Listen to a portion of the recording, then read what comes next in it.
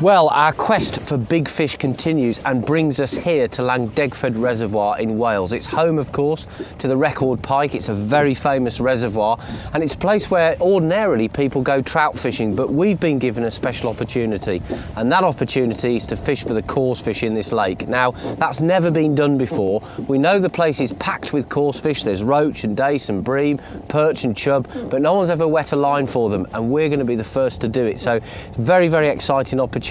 However, as you can see, this is a big place. We've got over 400 acres of water here and we've got to find the fish. So me and Mick, being the chaps that we are, have come up with a bit of a master plan, haven't we, Michael? Yes, we have indeed, Matt. As pike anglers, you see, we're at quite an advantage because we're used to fishing big waters for a start like this, and in our search for big pike, we're actually tracking down the shoals of prey fish, and we're using a fish finder, or echo sounder as they're sometimes known, to pick up these shoals of prey because we know that the pike will be nearby. In this instance, it's not the pike we're after, it's the prey. And when we have found them, we're going to drop a marker like this to mark the position where we want to cast to, and we're going to put down a carpet of bait just to try and draw fish into the area and get them feeding upon it, and just sit back and see what happens. We've got no idea what's in this reservoir. It's going to be great fun finding out, I can tell you.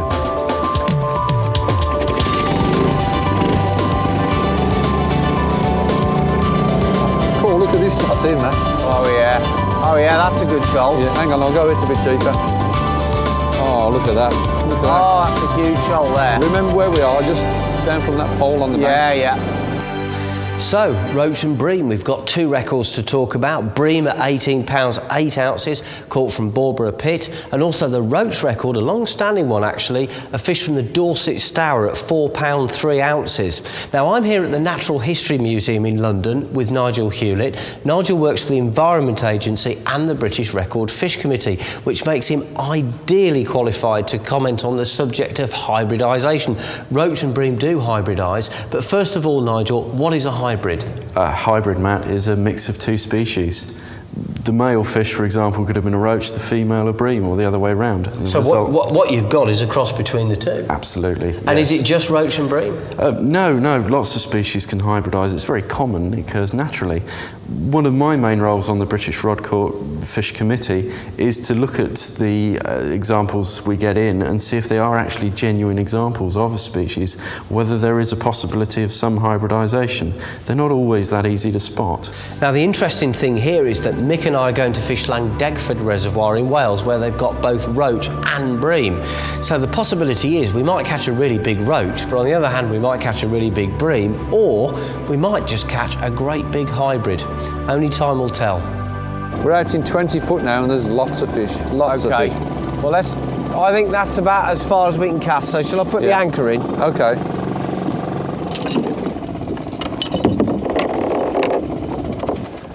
Yeah, it's about 19.5 to 20 feet here, Matt. I think that's fine. Okay, mate. The anchor's down, but you might need to let the boat swing into the wind. Yeah, okay. Let's get the marker down.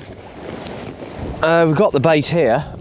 This is the ground bait mix that we're going to put in. This is plain, simple brown crumb. That's all it is. You can buy it in any tackle shop, and we've got some sweet corn in there. So we're going to put a carpet of ground bait down around the marker, the idea being to cast from the bank over that carpet with swim feeders. And then we've got a load of old maggots and casters that we've bought from the tackle shop for a knockdown price. It's not top quality bait, this, but it will certainly do for what we're doing. So the first thing we're going to do now is we've already identified that with the wind pushing down this end of the reservoir, it's got to be a good area to find fish, because that will be setting up an undertow. Basically, the water under the surface will be moving and disturbing the bottom, so fish should be down this end feeding. And then later on, as Mick said, we'll come back to the bank using the boat, put our stuff on the bank, and we'll swim feed a fish over the bait that we've put in. It's a good plan. Let's just hope it works. I'll let you bait it, Matt. Right. I'll let you do it. Yeah. See, this should settle on the bottom of the carpet, Mick. Now for the maggots. Spread them out, boy.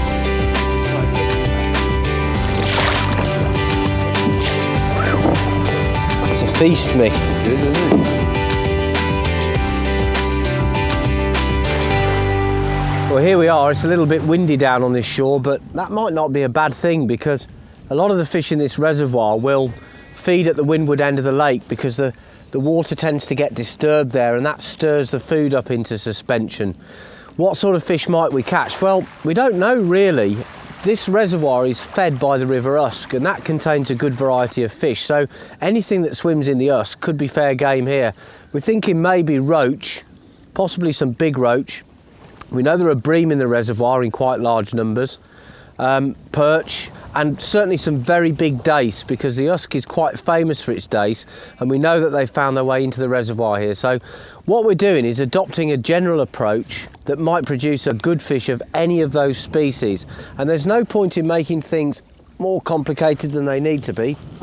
These fish have never seen bait before. We're the first people to be given the opportunity to do this, so we've adopted for a simple swim feeder, ground bait and maggot approach. And hopefully we'll just see what comes along, if anything. Now, I've no idea what this is. It's not particularly big. Probably some sort of silver fish, I would imagine. But it's a bite and it's a fish, so that's good. Oh, it's a perch. It's not a big perch, but I would imagine there are some big perch in this reservoir. Look at that, it's a really pristine looking fish though. That's his spiny dorsal fin. Absolutely perfect. I would imagine the perch in this lake must certainly go over £2, £3. You honestly don't know on a water like this. There could be record fish in here. I'm sure there are.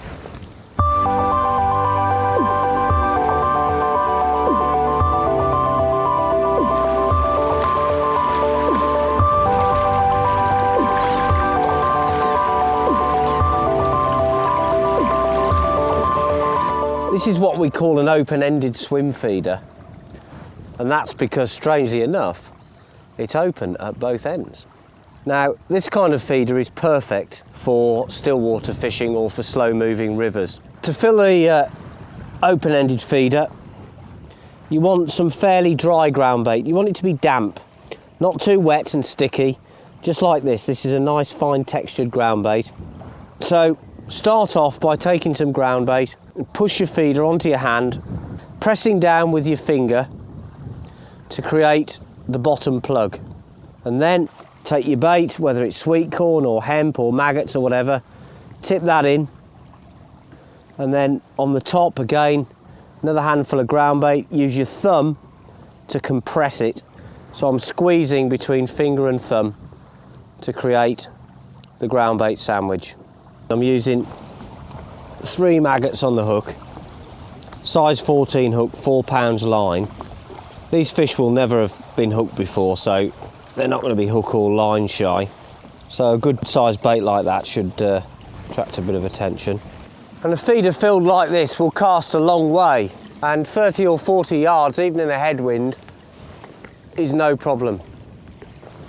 Now, as I said, the idea is to allow the feeder to sink to the bottom and then just twitch it back a few feet. Just wind up the slack line, twitch the feeder so it empties its contents. Oh, that's a bite straight away. I didn't even need to wait there. Twitch the feeder so it empties its contents, and your hook bait will be sitting in that ground bait. But the fish have obviously really got going down here now, and they're not even waiting for the feeder to empty. Typical thing with shoal fish like this that have never been fished for. Well, it looks a good fish. It's a bream, I think.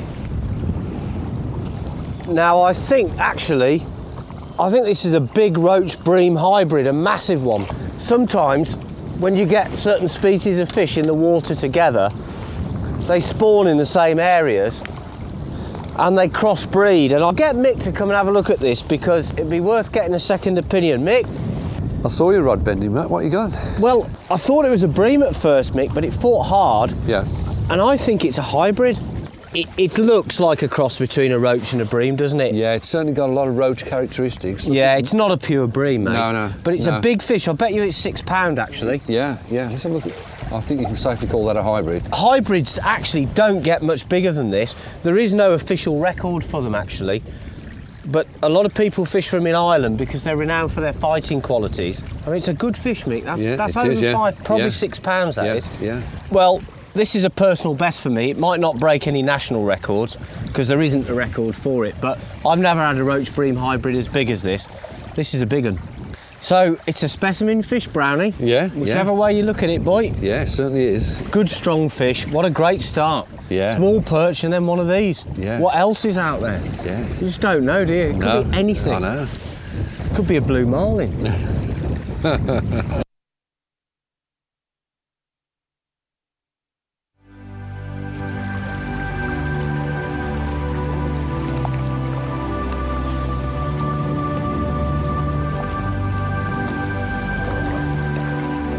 I've got it. Well, this one's not as heavy as the other fish. It's really difficult to see the bites here because we've got a big side wind now. It's putting a big bow in the line when we're casting, and you just lose contact with the end tackle, you know. Now, I think this one's a roach. It is. So that's 3 species in 3 casts. This fish is very different to the hybrid that we just caught. It's much more silvery. It's got orangey red fins. And I would guess that this one is a true roach. Probably about 12 ounces. That's a nice roach. The roach record, of all the records on the books, it's probably the toughest one of the lot to beat, because a lot of big roach used to be caught on the rivers. They've largely disappeared due to habitat changes. So if the roach record is going to go, my own guess it will be either from a place like this one, a large reservoir, or from a gravel pit, but certainly a big still water. The problem here, of course, is that we know that the fish hybridise, because I caught a hybrid earlier on, so unless you actually test a fish's scales or its DNA or whatever, you can't actually tell whether it's a 100% genuine roach. Most anglers wouldn't be prepared to kill a fish just to find that out, but I could imagine that on a place like this, if someone tried to claim a record roach, there may be some controversy because of the hybridisation issue, but that one looked genuine enough to me, all right.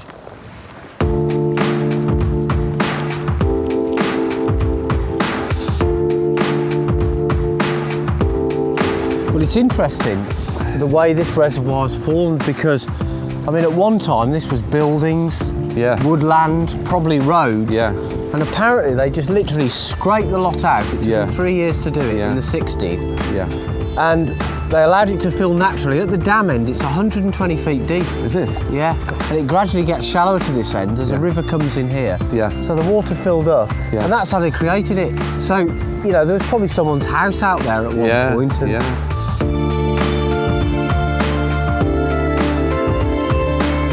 getting worse, isn't it, Mick?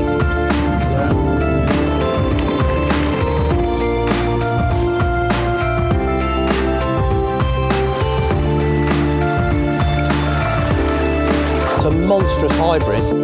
It's a point of interest with these hybrids. There is no British record for them, but there is an Irish record, and I think it's somewhere over £7, which we've got pretty close to here, but there is no record in England. There's a lot of people calling for a record now because they are such hard fighting fish, although they're crossbred. Roach Bream hybrid, clonker. There it is, £4, 12 ounces. I wouldn't get a bigger one than that. Well, you certainly get a proper fight off these hybrids. Let's go around the back of this boat. There you are, look at that. Another big hybrid, £4.5, £5. It's certainly the biggest hybrid I've ever caught, and I'll tell you what, if you had half a dozen of these in a day, you'd really know about it. Would I? Oh, look at that. Oh, look at that, another big fat hybrid. Wow. Amazing.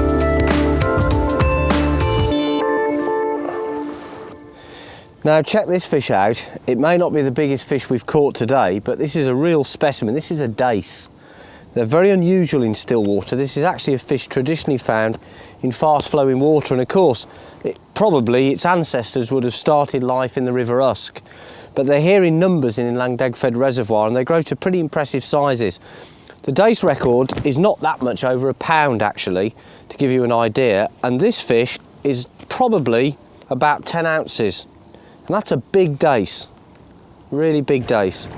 I'm just catching fish after fish here. It really is good fun. I'm mainly catching roach, the occasional hybrid. This looks like a proper roach. Oh yes, a nice one. Well, as you can see, it's getting rather like beach fishing here.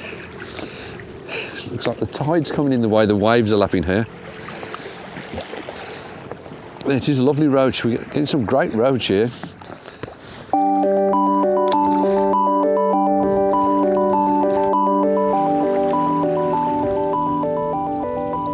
Well, I've just switched over to a worm, on the hook that is, to try and get something bigger, but it hasn't really worked. I've got a reasonable fish on, but it's not a big bream or anything. Whoa, steady on there, boy. Oh, now that actually is a proper bream. It's not a big one. It's what we call a skimmer bream. You see how flat the fish is, how thin in cross section it is. It's just like a skimming stone. And that's why they're called skimmer bream when they're young. This fish would probably be just a couple of years old. Probably weighs about 12 ounces, I suppose, maybe a pound. And a fish like this, in this environment, could potentially reach weights of 14 or even 15 pounds. It's quite amazing. Well, the wind's picking up now. It's making the fishing really awkward. But the fish are there in numbers and we're catching very regularly.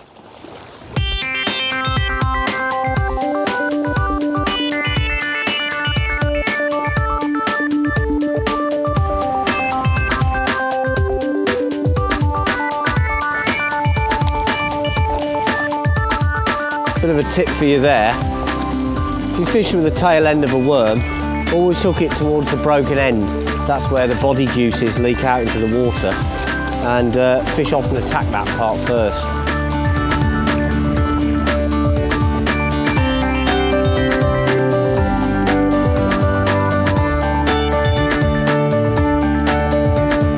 You might be interested just to see the mix we're using. Basically 70% ordinary brown crumb ground bait, and then about 30 to 40% of this ground bait called Expo. Because this ground bait is sweet, and most fish have got a sweet tooth, it really works well.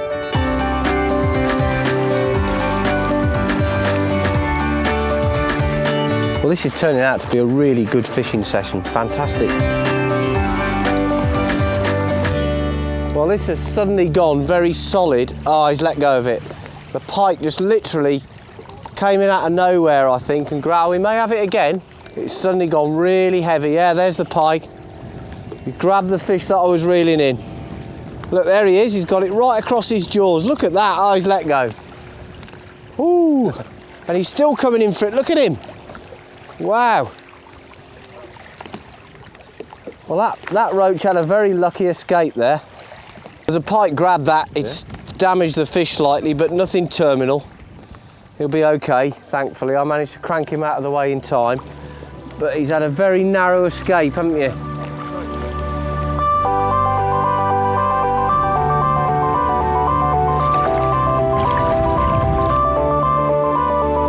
It's just crazy now. Getting bites every cast. Got a bit of bait out there, but it's not lasting 5 minutes. There's a real stack of fish waiting down there for it to land.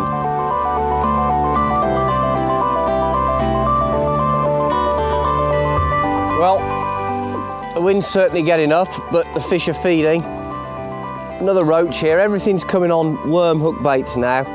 It's proved to be a really successful switch.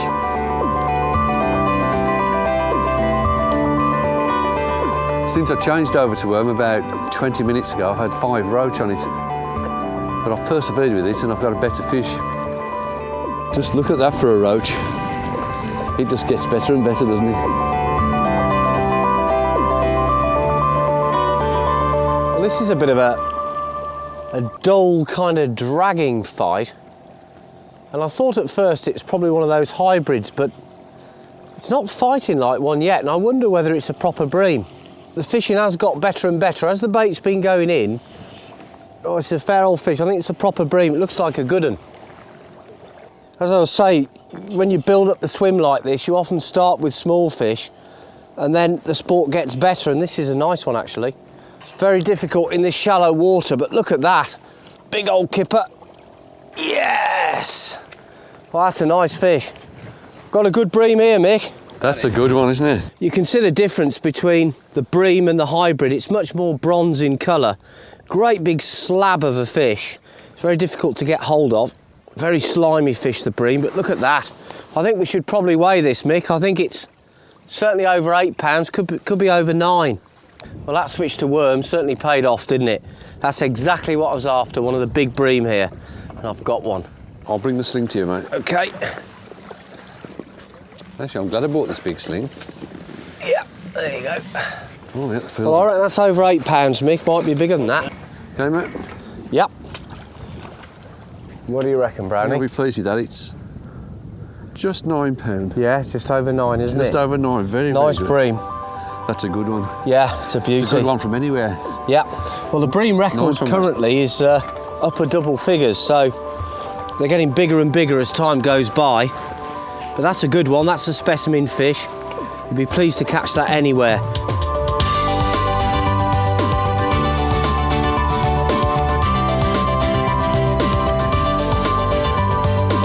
You can see the difference between this adult bream and the skimmer bream we saw earlier on. The skimmer bream's very silvery, very thin across its back. This fish is deep as well, but it's much thicker across its back, across the shoulders. Real chunky fish, almost as deep as it is long. Almost purple fins, a bronze pewter coloration on its body, hence the name bronze bream. You can tell it's a bream by the length here of this extended anal fin. It's very, very long, and that is a classic bream.